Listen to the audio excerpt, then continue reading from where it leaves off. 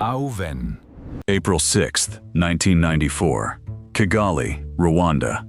A small presidential jet is descending toward the airport, carrying Rwandan President Juvenal Habyarimana and Burundian President Cyprien Ntaryamira. It is almost home when the night sky flashes. The plane is hit. Everyone on board dies. Within hours, Rwanda begins to turn into a map of locked roads. This is how the Rwandan Genocide unfolded. Rwanda is a small country. You can drive across it in a day. In 1994, it had hills, villages, churches, schools, army camps, radio towers, and one capital city that suddenly became the center of a killing system. The genocide is often described as 100 days of violence. That is true, but it can make the event sound like a spontaneous eruption. It was not. The killing began after the president's plane was shot down, but the machinery was already there. Rwanda had been at war since 1990.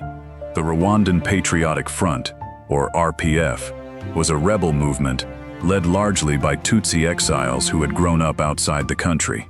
It invaded from Uganda, saying it wanted the right of return for refugees and political reform inside Rwanda. The government, dominated by Hutu political elites, framed the invasion differently. To extremists, the RPF was not just an army. It was proof that all Tutsi civilians were an enemy within. That idea was repeated for years. It was printed. It was broadcast. It was whispered by officials and shouted by militia leaders. Radio Télévision Libre des Mille Collines, known as RTLM, became one of the most infamous voices in the country. It mixed jokes, music, rumors, names, and instructions. It made violence feel local.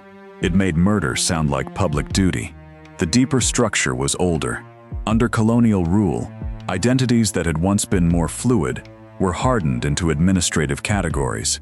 Identity cards marked people as Hutu, Tutsi, or Twa. After independence, those categories remained inside the state. They followed people into schools, jobs, politics, and eventually onto the road. By 1993, there was a peace agreement. The Arusha Accords were meant to share power between the Rwandan government and the RPF. A United Nations peacekeeping mission, UNAMIR, was sent to help implement it. Its commander was Canadian General Romeo Dallaire. Its mandate was limited. It was not built to stop a country from turning on its own civilians. Then the plane falls.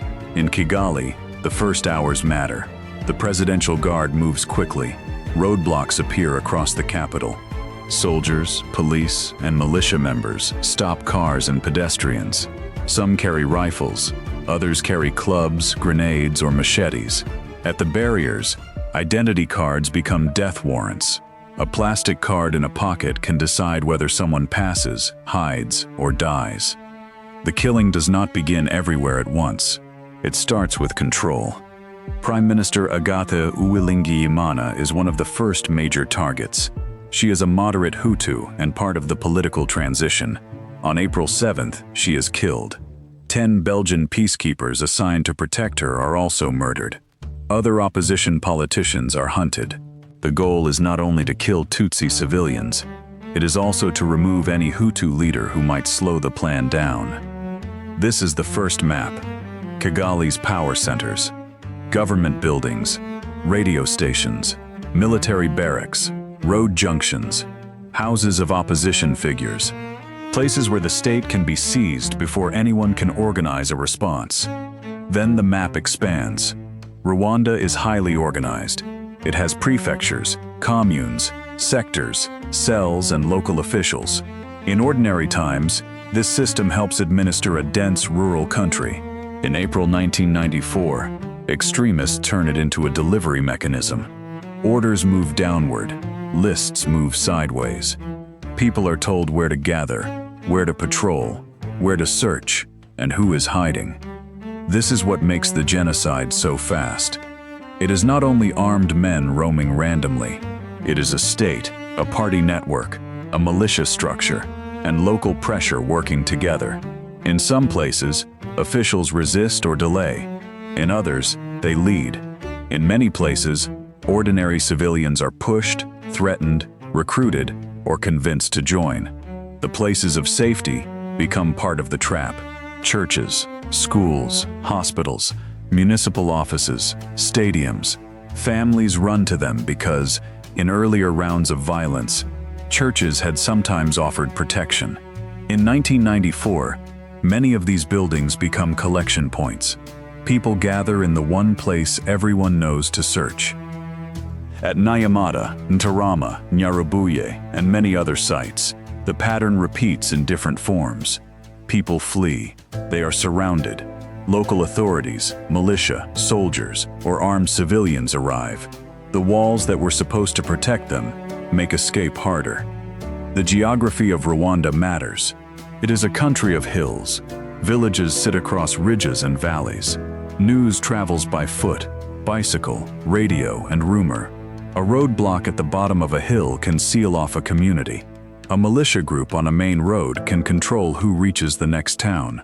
A radio broadcast in Kigali can be heard in a village hours away.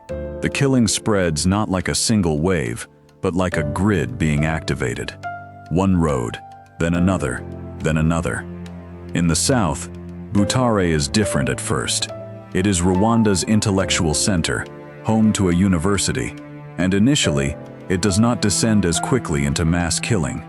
That delay does not last. The interim government pressures local officials. Extremist leaders arrive. The violence that had already consumed other regions reaches Butare too. By mid-April, the pattern is national. The RPF resumes its offensive from the north and east. It says it is fighting to stop the killings. Government forces fight back. Civilians are trapped between a civil war and a genocide. The two overlap, but they are not the same thing. One is a military conflict. The other is a campaign to destroy a civilian population. Outside Rwanda, governments argue over words. The United Nations already has peacekeepers in the country. But after the Belgian soldiers are killed, Belgium pulls back. On April 21st, as massacres are underway, the UN Security Council reduces UNAMIR's force level. The mission is left with too few soldiers and too limited a mandate to stop what is happening around it. The world watches through cables, reports, phone calls, and news footage. Some officials know enough. Some avoid the word genocide. The word matters, because genocide carries legal and political weight. Calling it by its name would sharpen the question that no one wants to answer.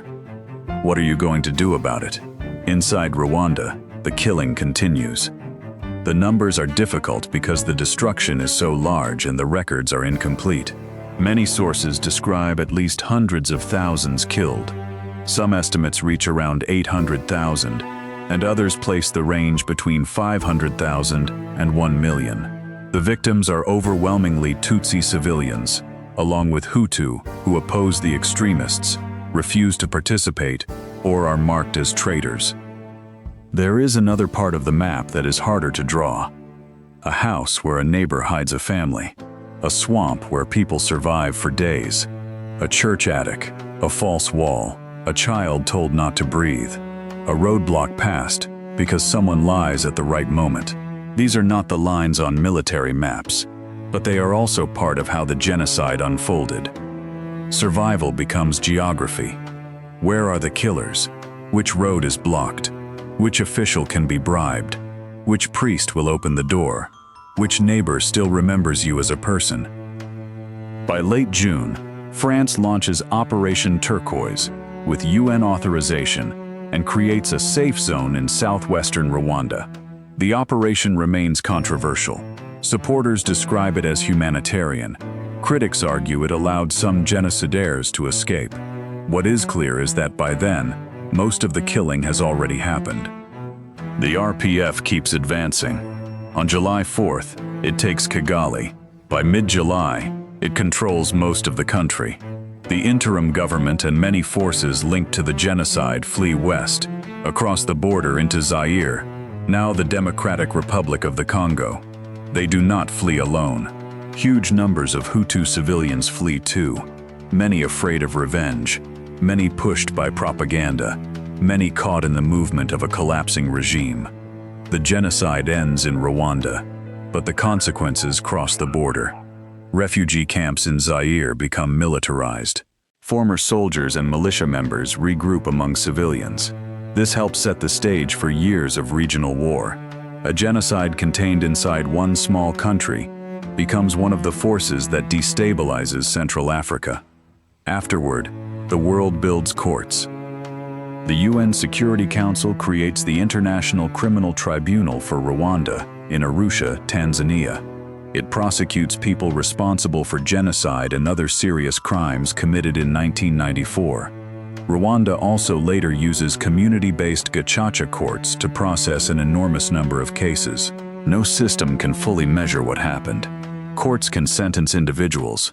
They cannot reconstruct every roadblock, every betrayal, every body that disappeared into a pit. But the legal record does establish something important. This was genocide. Not chaos, not ancient hatred, not a sudden tribal frenzy. It was organized mass murder, carried out through government structures, media, militias, soldiers, local officials, and civilian participation under pressure, fear, ideology, and opportunity. That distinction matters. Because if genocide is imagined as madness, then nobody is responsible. If it is imagined as something ancient, then nobody could have stopped it. But Rwanda shows something colder. A modern state does not need advanced weapons to destroy people quickly. It needs lists. It needs roads. It needs radios. It needs neighbors to believe that killing has become normal.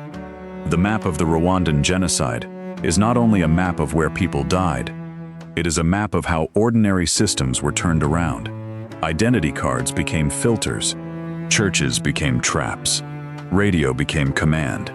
Local government became a weapon. Roads became borders inside a country that was already small.